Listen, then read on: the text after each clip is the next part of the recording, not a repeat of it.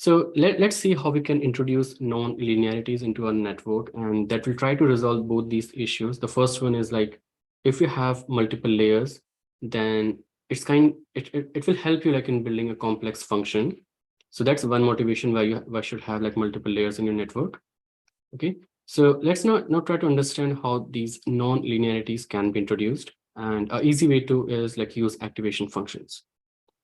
Whatever output you have in your neural network, like in one of the layers, you apply this activation function, which is kind of, it has different meanings. So sometimes it tries to like limit the value of that activation, and maybe enforce that it should only lie in a certain range. Okay. And mostly activation function does that. Sometimes you could have different variations as well, but you try to limit like what the range can be. Okay, so there are like several examples of activation functions which you can use, and sigmoid function is one of them.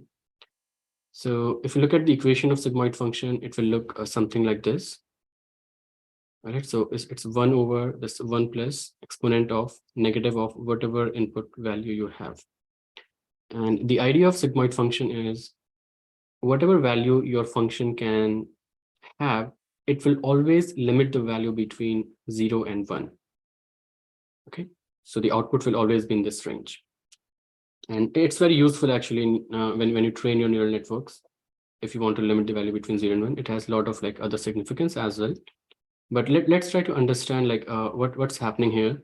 So this is like the curve of the sigmoid function, and the input to this function, the z, is like the values in the x-axis.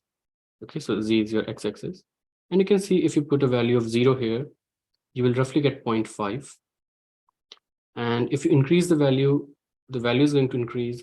And if you go to infinity, then the value will be capped at 1. So you can see that pretty soon, like at value of 4, 5, or 6, it's kind of saturating at 1. And same is the case if you go to the left and make it negative. So somewhere around -5 or maybe negative something, it's actually going close to 0. And it doesn't matter what's the value of z after that, beyond that. It could be negative infinity. It will still be 0. Okay, so the idea is you're actually, if you're moving away from this center position 0, you can see like it's increasing gradually, and then it's like going to saturate after some time. Okay, so you can see this increase is not linear.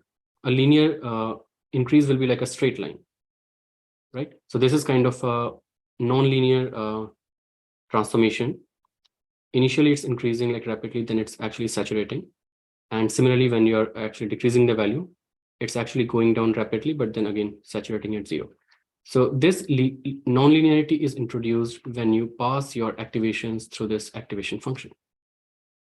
All right. So what you do is after each layer, you apply the sigmoid activation, and after each layer, then the function is actually turning into non-linear function. All right. So sigmoid was one. Similarly, we can have a tanh activation. The idea here is instead of 0 and 1, you limit between -1 and 1. And it more or less like it looks like a sigmoid function. Okay, but there are some differences. Like you can see the rise and drop is more like drastic as compared to sigmoid. Then you have ReLU. This is interesting, and